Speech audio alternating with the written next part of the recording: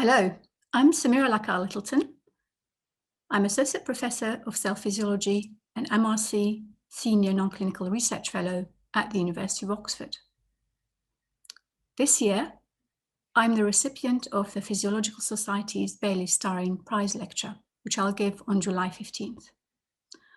I'll be talking about the culmination of 8 years of research in my lab.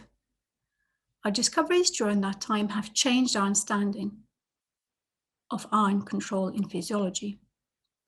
Prior to our work, the consensus was that iron levels in tissues were simply a function of iron availability in the blood, and that they were primarily regulated at the point of uptake.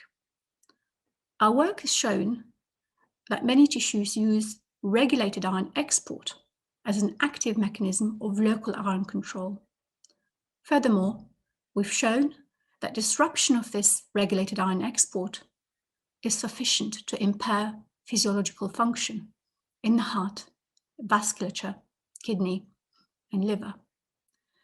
This work is important because it has implications for the management of iron deficiency in chronic conditions. So I'm very excited about telling you about this work, and I hope that you will register, and I will see you at the lecture.